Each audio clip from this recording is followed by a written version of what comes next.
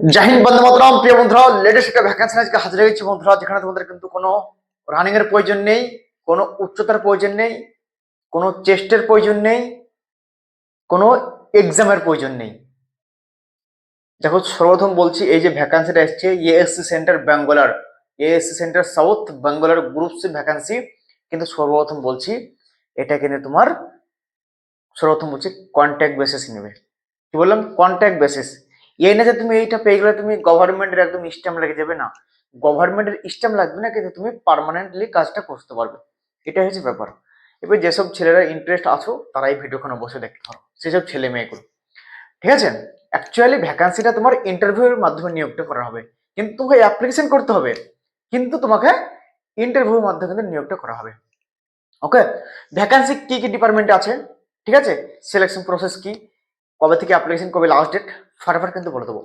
দেখো, সর্বপ্রথম বলছি, এখানে কিন্তু কোনো এক্সামের প্রয়োজন নেই। এবার তোমরা বুঝে নাও যে বিনা এক্সামে তোমাকে নকরি কেউ দিবে? এখন দেবে না। তাহলে এক্সাম হচ্ছে না, ইন্টারভিউর মাধ্যমে তোমাকে নিয়োগটা করাবে।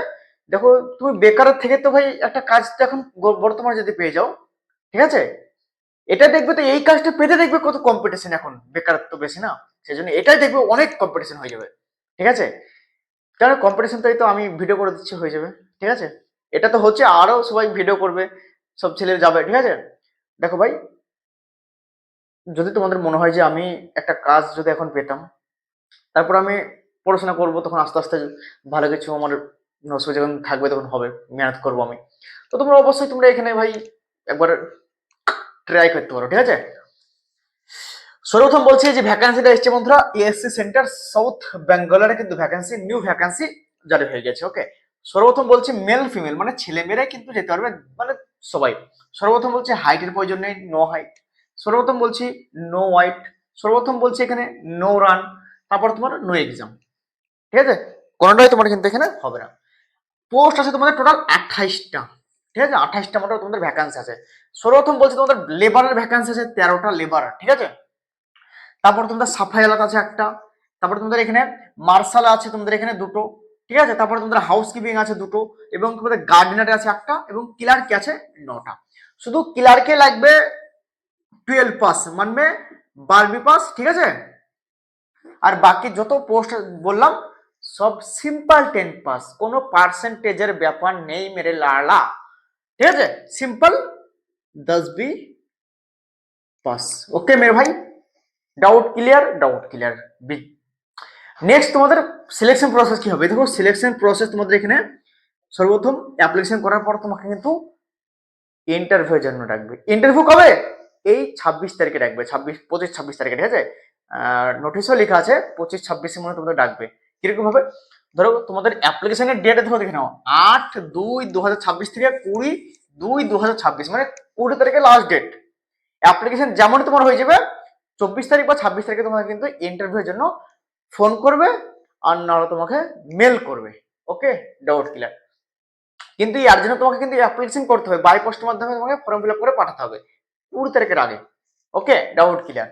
এবার তোমার দেখে নেওয়ার মধ্যে সর্বপ্রথম কি হবে, অ্যাপ্লিকেশন যখন করে দেবে, যখন তোমার ওখানে অ্যাকসেপ্ট হয়ে যাবে, ঠিক আছে, ঠিকঠাক যদি ফর্মটা ফিল আপ করো, তারপর তোমাকে ইন্টারভিউর জন্য ফোন করবে বা মেল করবে।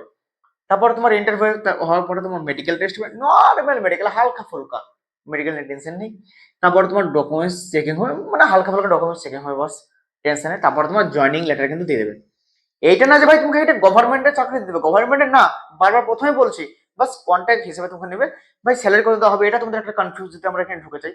দেখো, স্যালারি তো ভাই কমসে কম ধরো তোমার 18,000 টাকা তো পাবেই। ঠিক আছে? 18K তো পাবেই ভাই। ঠিক আছে? মিনিমাম তুমি 18K তুমি স্যালারি পাবেই। ঠিক আছে? 18K, কেননা দেখো এইসব কাজে 18,000 তো দেবে ভাই। আর যেহেতু ভালো জায়গা একটা, এস সেন্টার ব্যাঙ্গালোরে থাকবে, ক্যাম্পাই থাকবে, কাজ করবে। ঠিক আছে? দেখো, ওখান থেকে ফায়দা আছে অনেক, তুমি ঢুকে যাও, একবার ঢুকতে পারলে মৌকা আছে, আমি বারবার বলছি। ওকে। তো এখানে বয়সটা কি লাগবে? বয়সটা বিশাল ইম্পর্টেন্ট, তাই না মেরে ভাই? দেখো, বয়স থাকতে হবে তোমার 18 থেকে 30। এটা তো সব মানে নর্মাল। ঠিক আছে? কাদের জন্য বললাম? General, EWS. ঠিক আছে? এবং যারা ওবিসি আছে, এসসি আছে, 5 বছর সার্ভিস যাবে। ওবিসি 3 বছর, এসসি এসটি 5 বছর, মানে লেবারের জন্য বয়স লাগবে মিনিমাম 18 থেকে 30। ওবিসিরা 3 বছর সার্ভিস যাবে, 33 হয়ে যাচ্ছে।